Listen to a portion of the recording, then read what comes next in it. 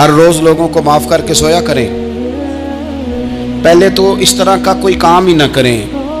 ایک شخص نے جملہ کہا تھا، لکھا تھا، کمال لکھا تھا. اس نے کہا تھا کبھی ایسا کوئی کام نہ کرنا کہ کوئی تمہاری وجہ سے جا کے رب کے سامنے رونا شروع کر دے. ایسا کوئی کام نہ کرنا کہ کوئی بندہ تمہاری شکایتیں اللہ رسول کو لگائے. اس طرح کا کبھی کام نہ کرے کہ وہ تڑپ اٹھے اور کہے اب تمہارا شکوہ میں نے وہیں کرنا ہے. کچھ لوگوں کی شکایتیں کرنی پڑتی ہیں اللہ رسول کی بارگاہ میں بھی، اپنے مشائخ کی بارگاہ میں کر دیتے ہیں. بعض اوقات انسان وہ بے بسی کے عالم میں کرے یا بہت زیادہ تکلیف اسے سہنی پڑے تو تب کرے، ہو جاتا ہے. تو ایک تو ایسا کریں نا، اور کوشش کریں لوگوں کو معاف کر دیں، اپنے دل سے چیزیں نکال دیں. ہم معافی نہیں دیتے، کبھی کبھی صلح تو کر لیتے، صلح ہو جاتی ہے. پنچایت میں صلح ہو گئی، پھر لڑائی ہوئی، پھر بات شروع سے شروع ہو گئی کیونکہ ہم نے معافی، پھر وہ بات شروع ہو گئی 1955 سے. تو وہ بھی آکھیا سی، تو اے بھی کیتا سی، وہ بننے والی گل یاد ہی، او بس کر یار، کچھ بھولے بھی تو. بچے پتہ کیوں خوش رہتے ہیں؟ آپ کو پتہ ہے بچے کیوں خوش رہتے ہیں؟ بچوں کو بات بھول جاتی ہے. اس لیے بچے، اماں نے ادھر 2 تھپڑ مارے 3-4 منٹ پہلے اور اگلے 5 منٹ میں اماں نے پھر ماتھے کا بوسہ لیا تو بھول گئی بات. اللہ کرے کوئی تھوڑے تھوڑے بچے بھی بن جائیں. یہ جو بہتے سیانے ہیں نا، ان کا بھی اللہ ہی حافظ ہے. عقل زیادہ آ گئی ہے نا. اس لیے اقبال جیسے لوگوں نے کہا تھا خیرت کی گتھیاں سلجھا چکا ہوں، یا رب مجھے صاحب جنوں کر دے، صاحب جنوں کر دے، صاحب اللہ کوئی تھوڑا سا مجھے مجنون بھی بنا. یہ زیادہ عقل تو کسی کام کی رہی نہیں، پاگل کر دی، پاگل کر دی. بہت سارے لوگ ایسے ہیں زیادہ سمجھدار ہوتے ہیں، لہذا معافی دینے کو تیار ہے. معافی دیں. جب کوئی معافی کا مطالبہ کرے تو اسے معافی. سب سے مشکل کام ہوتا ہے لمبی لسٹ والے دشمن کو معاف کرنا. لسٹ جس کی لمبی ہو نا غلطیوں کی، ایک آدھ غلطی تو معافی ہو جاتی ہے. کچھ لوگوں کی لسٹ بھی بڑے کچھ عادی مجرم بھی ہوتے ہیں، لسٹ لمبی ہوتی ہے، ان کو معافی دینا بھی تھوڑا سا مشکل ہوتا ہے. لیکن کمال بھی یہ ہے کہ جس کی لسٹ لمبی ہو اسے یک جنبش قلم بندہ معاف کر دے. کو چھٹی ہو گئی، جا تجھے معاف کیا. اور یہ ہمیں کیوں کرنا چاہیے کہ میرا رب بھی ایسے کرتا ہے، میرا رب بھی ایسے، وہ گنواتا تو نہیں نا، یہ بھی کیا، یہ بھی کیا، یہ بھی کیا. حضور فرماتے ہیں، ذرا سننا حدیث، حضور فرماتے ہیں کچھ لوگوں پہ اللہ کرم کی چادر ڈال کے نا قیامت والے دن، یہاں بھی اس نے پردہ رکھا تھا تو وہاں بھی کرم کی چادر ان پہ ڈلے گی. تو اللہ فرمائے گا یہ گناہ کیے تو چھوٹے چھوٹے گناہ اس کے گنوائے جائیں گے. یہ اب وہ ڈرے گا، چونکہ پتہ تے سارا ہے نا سردار نو کیتیاں دا. اب وہ ڈرے گا، چھوٹے چھوٹے گناہ اس کے گنو، تو اس کا خیال ہے بڑے بڑے بھی نہ سامنے آ جائیں. چھوٹی چھوٹی غلطیاں اس کی گنوائی جا رہی ہیں، جو ڈر رہا ہے، کانپ رہا ہے. قربان جائیں نبی پاک کے لفظوں پہ. کچھ گلاں اجیاں نے قرآن پاک اجیاں نے، یہ نا میری دادی کہا کرتی تھی، میری اماں کہا کرتی تھی، اے کچھ کام اجائے نے. کچھ گلاں اجیاں نے کہ اتنے دل کردہ ہے صفحہ بند ہو جانا ہے تو معافی ہو جانی، یعنی ختم ہے یہ بات، اس سے آگے کسی نے سوال پوچھنا ہی نہیں. چھوٹے چھوٹے گناہوں کا اللہ تذکرہ فرمائیں، یہ کیا، یہ کیا، یہ کیا، یا اللہ ہو گیا. اب بندہ ڈر رہا ہے کہ بڑے بڑے بھی سامنے آ جائیں گے، لیکن چھوٹے گناہوں پہ ہی فل سٹاپ لگا کے نا، تو رب فرمائے گا یہ جو تیرے گناہ ہیں نا، اس کے بدلے تجھے نیکیاں دی جا رہی ہیں. تو نے سچی توبہ کی تھی تو ان گناہوں کو بدل کے نیکیاں بنایا جا رہی ہیں. پہلے ڈر رہا تھا، حضور فرماتے ہیں، اب فٹافٹ بول پڑا، کہنے لگا یا اللہ میں نے تو بڑے بڑے بھی کیے ہیں. یعنی اگر چھوٹوں کی نیکیاں بن گئی ہے تو وہ پاپ کدھر ہیں، بڑے بڑے وہ میرے کدھر ہیں. کریم یہ بات کر رہے ہیں اور صحابہ رو رہے ہیں، میں نے تو بڑے بڑے بھی کیے ہیں، بڑے بڑے کدھر ہیں. اللہ تعالیٰ بندوں کو معاف فرماتا ہے. رب اپنے بندوں کو وہ معاف کرتا ہے. اگر اللہ معاف نہ کرے تو جتنے جرم ہمارے رب کو ہمارا پتہ ہے. بتاؤ سویرے روٹی ملے، سانس ملے، شعور قائم رہے، جب مالک اتنا معاف کرتا ہے تو ہم اس کے بندوں کو کیوں نہیں معاف کرتے؟ کر دے معاف. اور کچھ لوگ ایسے ہوتے ہیں جن سے امید نہیں ہوتی، اپنے ہوتے ہیں کہ یہ والا جملہ، اور بندہ کہتا ہے یار تجھے تو نہیں نہ کہنا چاہیے تھا، کوئی اور کہتا مجھے. کہتے ہیں، یہ نہ سمجھیں کہ لوگ کہتے نہیں، کہنے والے یہ بات ہی آپ چھوڑ دیں کہ کوئی آپ کو کچھ کہے گا نہیں، یہ چھوڑ دیں۔ مخلوق تو اس طرح کی بات ڈھونڈ کے لاتی ہے کہ انسان پریشان ہو جاتا ہے کہ یار میں یہ کر سکتا تھا، میں نے کیا نہیں، اور جو میں نے کیا نہیں وہ تو نے میرے کھاتے ڈال دیا ہے۔ دو لوگ بیٹھے تھے نا حرم مکہ میں، ایک صاحب کہہ رہے تھے کہ میرے اوپر وہ بدر میں جو قتل ہو گئے کفار، ان کا ذکر چل رہا تھا، تو دونوں گفتگو کر رہے تھے بدر میں ہمارے اتنے لوگ مسلمانوں نے مار دیے۔ تو ایک ان میں کہنے لگے کہ اگر میرے اوپر قرض نہ ہوتا اور میرے چھوٹے چھوٹے بچے نہ ہوتے تو میں تو تلوار لے کے جاتا اور مدینہ شریف جا کے معاذ اللہ بدلہ لے آتا۔ دوسرا کہنے لگا میں دیتا ہوں نا تیرے بچوں کا خرچہ بھی، اور میں تیرا قرضہ بھی اتارتا ہوں، تو جا۔ اس نے کہا پکی بات ہے؟ کہا ہاں، قرضہ بھی میں اتار دوں گا، تیرے بچوں کا خرچ بھی اٹھاؤں گا، تو جا۔ اس نے خنجر تیار کیا، تلوار تیار کی، گھوڑے پہ بیٹھا، گلے میں وہ تلوار اس نے اپنے ڈالی اور مدینہ شریف آ گیا۔ اتفاق کی بات یہ کہ ملاقات حضرت عمر سے ہوئی۔ جناب عمر کہنے لگے مجھے تیری نیت ٹھیک نہیں لگتی، پکڑا کدھر آئے ہو؟ کہنے لگا میں تو بدر کے قیدیوں کے بارے میں بات کرنے آئے۔ فرمایا تلوار لے کے چل تجھے حضور کے پاس لے کے جاتا ہوں۔ نبی کریم کی بارگاہ میں لے گئے تو حضور فرمانے لگے کیسے آئے ہو، کیسے آنا ہوا؟ کہنے لگے جی میں تو بدر کے جو قیدی آپ کے پاس ہیں ان کی بات کرنے آیا تھا۔ تو حضور فرمانے لگے چل پھر باقی کی میں سناؤں۔ خیال آیا مسلمان نیک و بد پہچان جاتے ہیں، محمد آدمی کے دل کی باتیں جان جاتے ہیں صلی اللہ تعالی علیہ وسلم۔ فرمایا میں سناؤں؟ حضور کیا؟ فرمایا تم اور فلاں بن فلاں وہاں بیٹھے ہوئے تھے نا حرم مکہ میں فلاں پہاڑ کے ساتھ ٹیک لگا کے، اور تم نے یہ کہا تھا نا کہ قرضہ نہ ہوتا، بچے چھوٹے نہ ہوتے تو بدر کے مقتولین کا میں بدلہ لیتا۔ یہ سارا کچھ طے کر کے پھر آئے ہو تلوار لے کے، اور یہاں کہتے ہو میں قیدیوں کے بارے میں بات کرنے آیا تھا۔ اس کے تو پسینے چھوٹ گئے، وہ تو بے حال ہو گیا۔ اس نے کہا اس کا تو سوائے اس کے اور میرے کسی کو نہیں پتا، اور اگر آپ کو پتا چل گیا ہے تو پھر آپ اللہ کے سچے رسول ہیں۔ تو حضور اگر آپ کو پتا چل گیا ہے کہ میں قتل کرنے کے ارادے سے آیا ہوں، میں معاذ اللہ بدلہ لینے آیا ہوں، اللہ کرے آپ کو سمجھ آئے میری بات کی۔ یعنی ایک تو یہ ہے کہ بندہ وہ پکڑا گیا ہے، اور ایک یہ کہ کسی کو پتا چل گیا ہے کہ یہ اس کام آیا ہے۔ پھر لوگ جب معافی دیتے ہیں تو بڑی کہانیاں سنا کے دیتے ہیں، ایسے نہیں دیتے۔ حضور اب آپ کو پتا چل گیا ہے تو کیا کریں گے؟ تو حضور فرمانے لگے تو بتانا تیرے ساتھ کیا کریں۔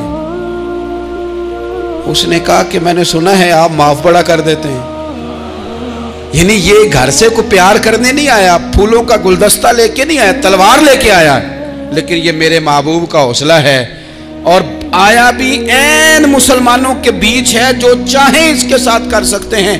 اس نے کہا معاف کر دیں، تو حضور نے فرمایا جا میں نے معاف کیا۔ حضور نے معاف کیا۔ وہ کہتا حضور معاف کر رہے تھے اور رب میرے دل میں ایمان کو تازگی عطا فرما رہا تھا۔ حضور نے معاف کیا اور میں نے کلمہ پڑھنا شروع کر دیا۔ ایسے لوگ سامنے کھڑے ہو گئے فتح مکہ کے دن کہ جن کے چہروں سے ان کی زیادتیاں عیاں ہو رہی تھیں، ان کے ظلم چھلک رہے تھے چہروں سے۔ حضور کے سامنے کھڑے ہیں، کانٹے بچھانے والے بھی، روڑے مارنے والے بھی، گلے میں رسیاں ڈال سارے کھڑے ہیں۔ حضور نے فرمایا بتاؤ تمہارے ساتھ کیا سلوک کروں؟ انہوں نے کہا آپ کریم ہیں۔ تو حضور نے پتہ کیا کہا؟ قرآن پاک میں ایک سورہ یوسف ہے، کچھ لوگوں کو لفظ یہ قصہ بھی بڑا برا لگتا ہے، تو اللہ فرماتے ہیں نحن نقص علیک احسن القصص، محبوب ہم آپ کو ایک سونا قصہ سنانے لگے۔ اس کو اللہ نے قصہ کہا، سونا قصہ، سورہ یوسف کو۔ تو سورہ یوسف کیا ہے بھلا؟ ذرا انداز دیکھیے سورہ یوسف کا۔ پہلے حضرت یوسف لاڈلے ہیں باپ کے، لاڈلے، پھر اسی جناب یوسف کے منہ پہ تماچے ہیں، پھر وہی جناب یوسف کنویں میں ہیں، پھر کنویں سے بچ گئے۔ کنویں میں گرا بھی بندہ کبھی بچتا ہے، بچ گئے، اللہ کی شان ہو تو بچ جاتا ہے، بچ گئے۔ فرماتے ہیں میں نے سمجھا بچ گیا ہوں، جب بچ گیا تو بڑی تکلیف ہوئی۔ بھائیوں نے کہا ہمارا غلام ہے، ہم نے بیچنا ہے۔ سگے بھائیوں نے بیچا، جو باپ کی طرف سے سگے تھے بیچا۔ فرماتے ہیں میں بکا، اب بڑا پریشان تھا کہ یار کبھی آپ غور کریں نا کسی کا ریٹ لگ جائے. فرماتے ہیں اب بڑا پریشان تھا، اور جب میں مصر میں گیا تو میں کونے میں کھڑا ہوں اور لوگ مجھے خرید رہے ہیں. محبت میں یہ قصہ سنانا تو آسان ہے کہ بی بی اٹی لے کے آ گئی تھی، پر جو بیکرا ہے اس کا بھی تو حال دیکھو نا کیا ہے، اس کا ریٹ لگ رہا ہے. یہ بھی تو بڑی. اور جناب یوسف کہتے ہیں پھر عزیز مصر نے خرید لیا تو بادشاہ کے گھر گیا تو کچھ سکھ کا سانس آیا. یہ حضرت یوسف ہیں، یہ لاڈلے ہیں. فرماتے ہیں سکھ کا سانس لیا ہی تھا کہ جناب زلیخا نے الزام لگایا، اور وہ غلطی معاذ اللہ جس کا تصور بھی نہیں، اس کی پاداش میں سالوں جیل کاٹا. لیکن خدا کی حکمت ہے نا، اللہ کا کرم ہے نا، جس ملک کے وہ قیدی تھے رب نے اسی ملک کا حکمران بھی بنا دیا. یہ اللہ کی حکمت ہے نا، تقاضے ہیں نا.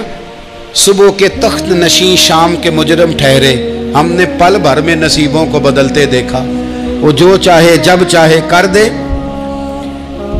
تو جب وہی بھائی مجبور ہو کر سوالی بن کر سامنے آئے ہیں، پتہ کیا ہوتا ہے، بندہ معاف کر دیتا ہے. بہت سارے لوگ معاف کرتے ہیں پر کہانیاں سنا کے، پتہ جنا ادو کی آکھیا ساجے، پتہ جنا ادو کی کیتا ساجے، پھر پتہ جنا تسی اے بھی آندے سو. یہ ساری کہانیاں سنا کے. لیکن حضرت یوسف کے سامنے کھڑے ہو گئے. جناب یوسف نے بات چھیڑی کوئی نہیں، فرمایا تم سے بات ہی کوئی کرنی، جاؤ تمہیں سارا کچھ معاف کیا. اب جب یہ لوگ مکے والے حضور کے سامنے کھڑے، اس طرح معافی دینی چاہیے. یہ جب سامنے کھڑے ہوئے تو حضور نے فرمایا پتہ ہے تمہارے ساتھ کیا سلوک کرنے والا ہوں؟ کہا حضور نہیں. فرمایا وہی جو جناب یوسف نے بھائیوں کے ساتھ کیا تھا. پچھلا صفحہ پلٹنا ہی کوئی نہیں، جاؤ تمہیں معاف کیا، جاؤ تمہیں معاف کیا، جاؤ تمہیں معاف کیا. اور صرف معاف نہیں کیا، ساتھ عزت بھی دی. سب سے زیادہ مقابلے تو حضرت ابو سفیان نے کیے تھے نا، آخر تک وہ آئے تھے. آج وہ کلمہ پڑھ رہے ہیں، سردار ہیں، کلمہ پڑھ رہے ہیں. تو نبی پاک نے صرف معافی نہیں دی، عزت بھی دی. فرمایا جناب ابو سفیان چونکہ اب مسلمان ہو گئے ہیں، میں سب کو معاف کرتا ہوں. جو اپنا اندر سے دروازہ بند کر لے اسے بھی معاف کرتا ہوں، اور جو ابو سفیان کی حویلی میں آ جائے اسے بھی معاف کر دوں گا. تو ابو سفیان وہ کہتے ہیں میں حیران ہی ہو گیا کہ اتنی بڑی بات، معافی بھی دی اور ساتھ عزت بھی دی. تو آج جو سبق آپ کی خدمت میں میں نے عرض کیا ہے، اس کو آپ امید ہے یاد رکھیں گے. ایک تو یہ کہ معافی مانگ لیں. اگر کسی جگہ ہمارا معافی مانگنا، اگر ہم سمجھتے ہیں، ہمارا دل ضمیر گواہی دیتا ہے کہ مجھے معافی مانگنی چاہیے تو معافی مانگیں. اور دوسرا پھر معافی دیں بھی، اور معافی دیں، سیاسی صلح نہ کریں. معافی دیں تو پھر واقعہ ہی دیں، دل سے دیں. اور آخری بات یہ کہ جس طرح ہم نے لوگوں سے معافی لینی ہے اور معافی دینی ہے، اسی طرح جہاں ہم سے شرعی قباحتیں ہوئی ہیں، اخلاقی کمزوریاں ہوئی ہیں، ایک بات تو اچھی طرح سمجھ لیں کہ نفل پڑھنے سے حقوق العباد نہیں معاف ہوتے، وہ بندے سے معافی مانگنے سے ہی ہوتے. ساری رات کو بندہ تسبیح پڑھے اور کہے کہ میں نے اماں کی نافرمانی کیا تو معافی ہو جائے گی، نہیں، وہ اماں ہی معاف کرے گی تو معافی ہوگی، وہ ابا ہی معاف کرے گا تو پھر ہی معافی ہوگی. میں پرسنلی بعض چیزوں کو نوٹ کرتا ہوں اور مجھے ان کا بڑا خیال رہتا ہے. میں محسوس کرتا ہوں کہ نہ چاہتے ہوئے بھی ہمارے رویے سے بعض لوگوں کو تکلیف ہوتی ہے، نہ چاہتے ہوئے.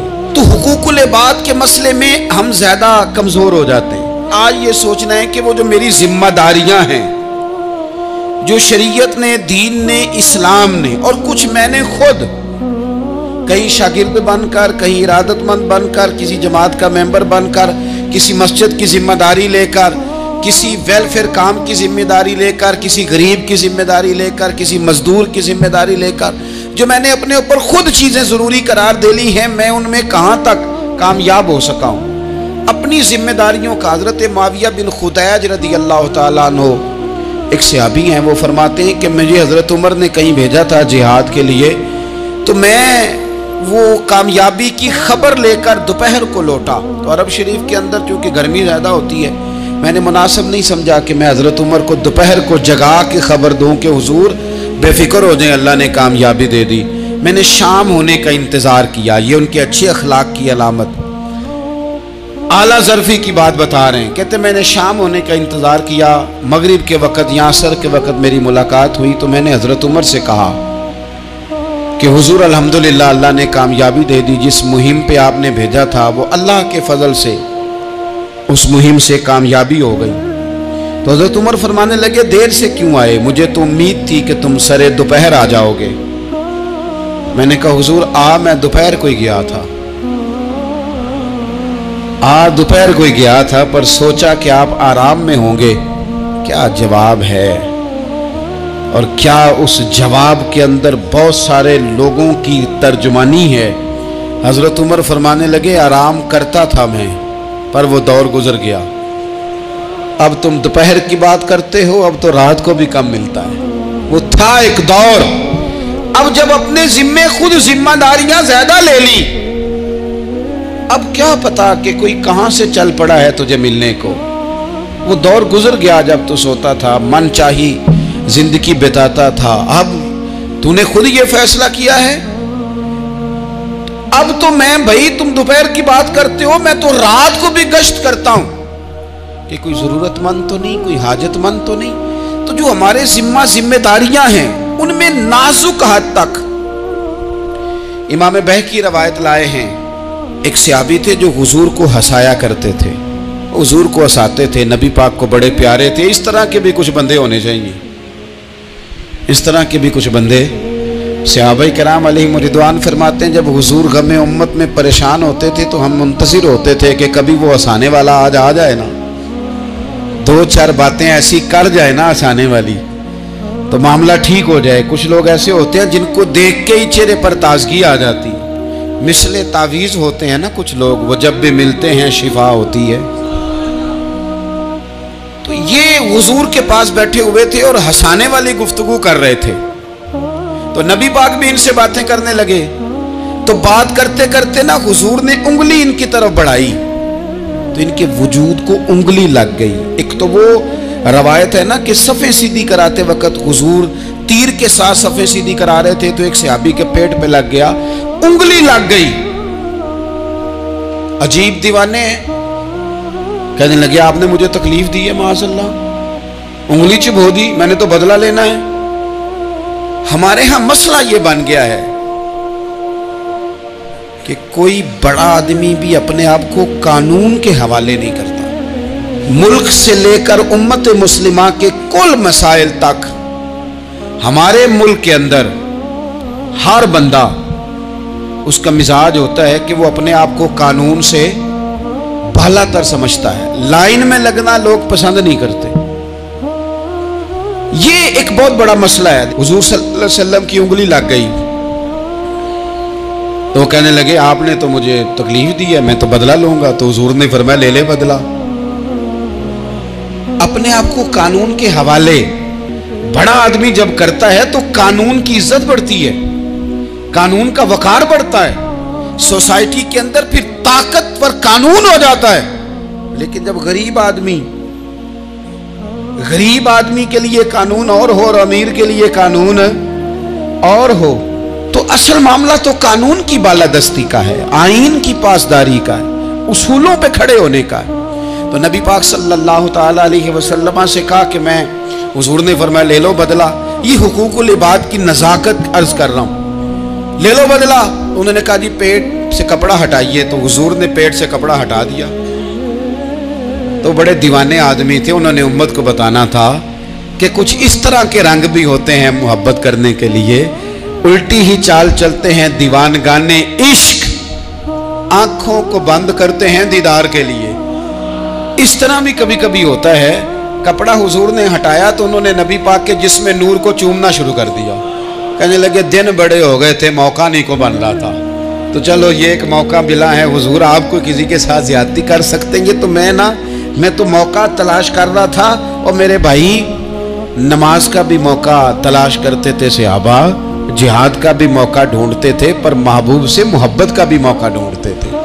कभी कभी ना मोहब्बत का भी तो मौका, निरे खुश्क नहीं ना हो जाना चाहिए। ना इल्मा विच फसा सानू, तू यार दी गल सुना सानू।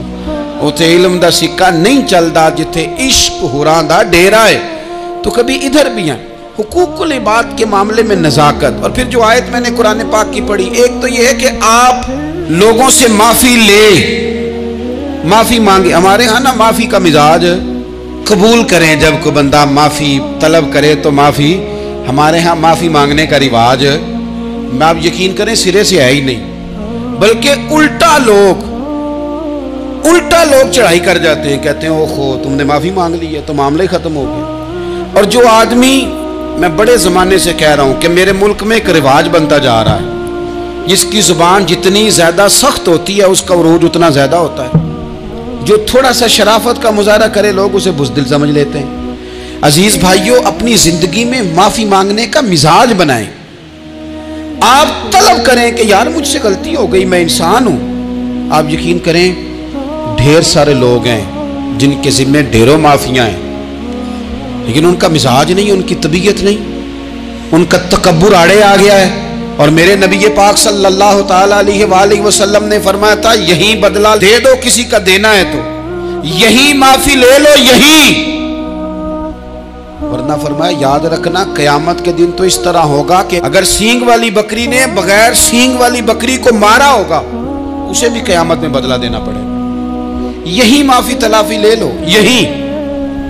تو ہمارے ہاں مزاج نہیں، مزاج بنائیں نا آپ، معافی کا مزاج بنائیں. رسمی ویسے معافیاں مانگتے ہیں، آج پہ جا رہا ہوں بھئی اگر کوئی ہو گئی تو معاف کر دینا، یہ تو رسم ہے، تو بڑی دنیا ادا کرتی.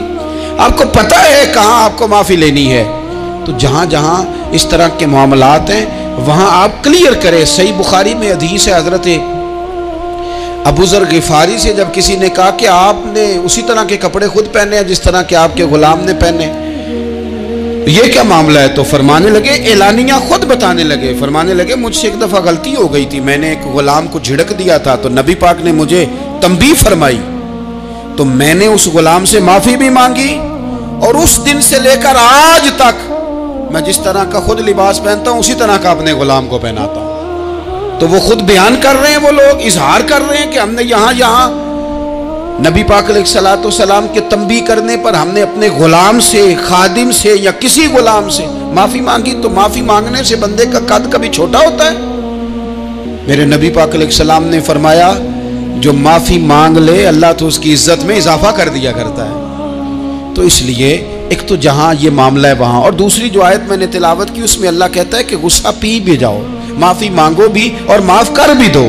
والکاظمین الغیظ والعافین عن الناس، فرمایا وہ لوگ جو غصہ پی جاتے ہیں اور لوگوں سے درگزر کرتے ہیں، لوگوں سے درگزر کرتے ہیں. واللہ یحب المحسنین، اللہ ان احسان کرنے والوں سے محبت فرماتا ہے، ان سے اللہ پیار کرتا ہے. تو رب فرماتا ہے جو غصہ پی جاتے ہیں والعافین عن الناس، اور لوگوں سے درگزر کرتے ہیں، ایک تو معافی مانگے اور دوسرا معاف کر بھی دیں. اگر دل میں کوئی بات ہو تو معاف. تو جو جہاں شریعت کی مخالفت کی ہے وہاں بھی معافی مانگیں، اللہ کے حضور گڑ گڑائیں، توبہ کریں، اور توبہ بدل جانے والی کریں، تبدیل ہو جانے والی توبہ کریں. معافی مانگ بھی لے، معافی دے بھی دیں. اور آپ سے یہ بھی گزارش کروں گا کہ جہاں اللہ رسول کی ہم سے نافرمانی ہوئی ہے وہاں تنہائی میں 2 نفل پڑھ کے تنہائی میں اللہ تعالیٰ سے بھی معافی کے خواستگار ہوں. یاد رکھیں جب اس کی خفیہ تدبیر آ گئی تو پھر معافی کا وقت ہو سکتا ہے خدا نہ کرے ہمیں نہ مل سکے. تو اب وقت ہے، خوب استغفار کریں، خوب معافی مانگیں. اللہ تعالیٰ آپ کو اور مجھے عمل کی توفیق عطا فرمائے.